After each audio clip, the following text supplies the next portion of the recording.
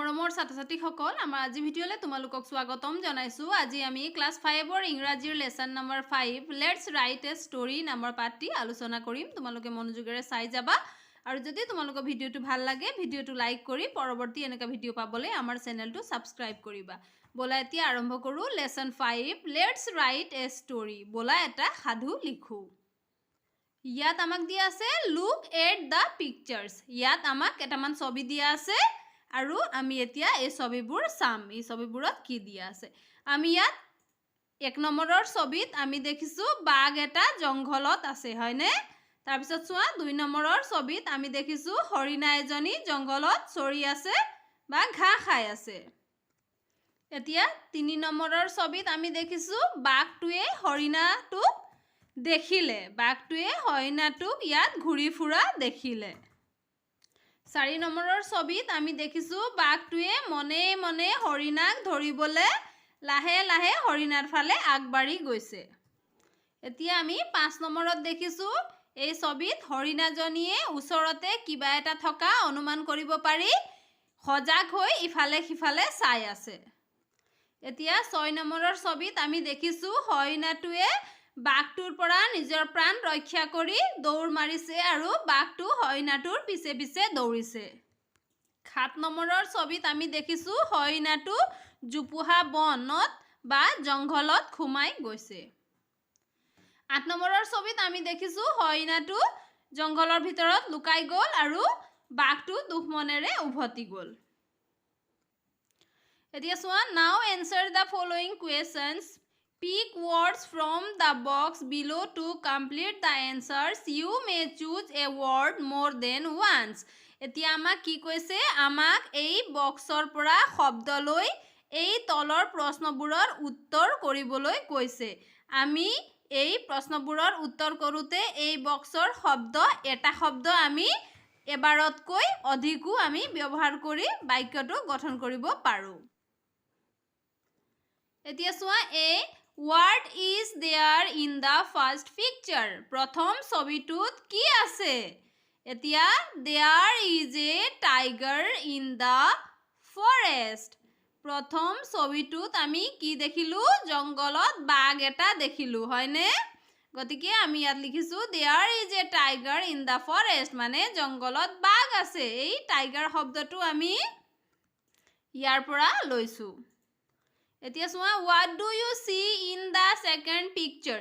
তুমি দ্বিতীয় ছবিটোত কি দেখিলা? আমি কি দেখিলো দ্বিতীয় ছবিটোত? there is a deer. তাৰপিছত আমি grazing শব্দটো ল'ম। grazing মানে ঘাঁহ খোৱা বা চৰি থকা। in the forest আমি ইয়াত grazing লিখিম। জংঘলত হৰিণা এটাই ঘাঁহ খাই আছে। see what happens in the third picture? তৃতীয় ছবিত কি হৈছে? The tiger sees a deer. এতিয়া আমি ইয়াত roaming শব্দটো ল'ম। roaming মানে ঘূৰি ফুৰা।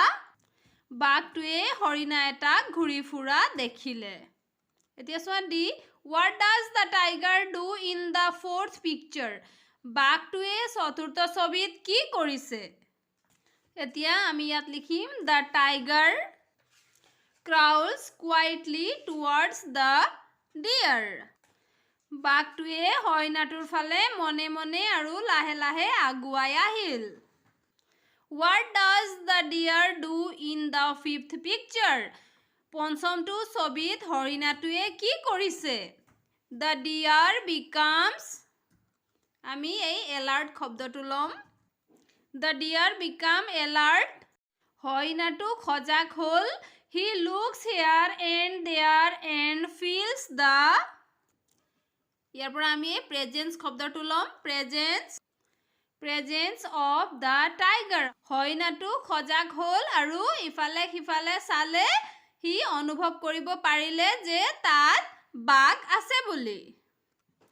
F. What does the deer do after that?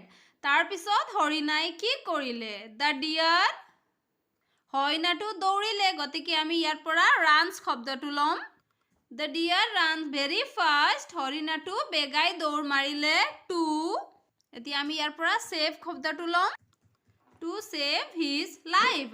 হৰিণাটোৱে নিজৰ জীৱন ৰক্ষা কৰিবলৈ বেগাই লৰ মাৰিলে G where does the deer hide হৰিণাটো ক'ত লুকাল the deer hides আমি ইয়াত deer বুলি লিখিম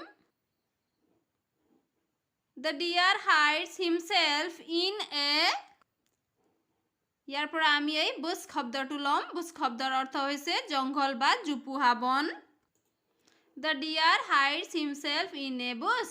হৰিণাটো জুপুহা বন এটাত লুকালে এতিয়া চোৱা age what happens in the end অৱশেষত কি হ'ল এতিয়া the tiger আমি ইয়াত টাইগাৰ লিখিম তাৰপিছত আমি ইয়াৰ পৰা এই sadly শব্দটো ল'ম the tiger sadly goes away বাঘটো দুখ মনেৰে দূৰলৈ গুচি গ'ল তোমালোকে নিশ্চয় কাহিনীটো বুজিব পাৰিছা এতিয়া চোৱা now write all your answers together in a sequence in your notebooks এতিয়া তোমালোকে কি কৰিব লাগিব এই উত্তৰবোৰ যে আছে এই উত্তৰবোৰক প্ৰশ্নবোৰ লিখিব নালাগে তোমালোকে এই উত্তৰবোৰক তোমালোকৰ নোটবহীত ধুনীয়াকৈ লিখি ল'বা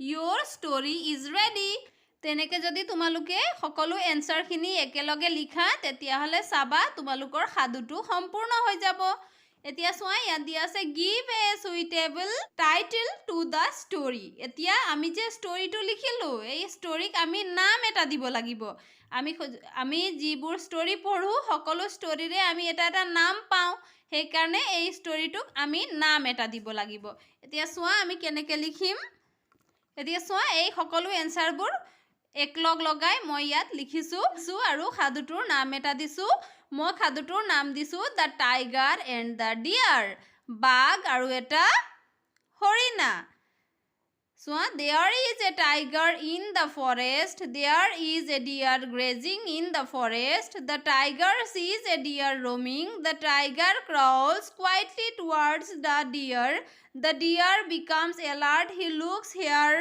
and there and feels the presence of the tiger the deer runs very fast to save his life the deer hides himself in a bush the tiger sadly goes away so story to moi likhisu ete tumalukeo he teneke likhi loba এতিয়া চোৱা talk to your friends and write the titles which your friends have given to their stories এতিয়া তোমালোকৰ বন্ধু বান্ধৱীৰ লগত কথা পাতা আৰু খুদা যে তেওঁলোকে সেই সাধুটোক কি নাম দিলে যেনেকৈ আমি the tiger and the dear বুলি দিলো তেওঁলোকে কি দিলে সেই কথাটো তোমালোকে খুদিবা আৰু তোমালোকে সেই নামবোৰ ইয়াত লিখি যাবা যেনে আমি এটা নাম দিছো the tiger and the dear আৰু এটা নাম আমি ইয়াত দিব পাৰো দ্য ব্ৰেভ ডিয়াৰ মানে সাহসী হৰিণাটো যিয়ে নিজে নিজৰ প্ৰাণ বচালে গতিকে আমি ইয়াত দ্য ব্ৰেভ ডিয়াৰ বুলি নাম এটা দিব পাৰো সাধুটোৰ সেই তেনেকে তোমালোকে ভাবি আৰু নামবোৰ তেনেকে লিখি লবা মৰমৰ ছাত্ৰ-ছাত্ৰীসকল আজি ভিডিঅ'ত আমি ইমানেই কৰিলো পৰৱৰ্তী ভিডিঅ'ত আমি বাকি ৰৈ যোৱা এক্টিভিটিজ কৰিম তোমালোকে মনোযোগেৰে পঢ়া শুনা কৰিবা আজিলৈ ধন্যবাদ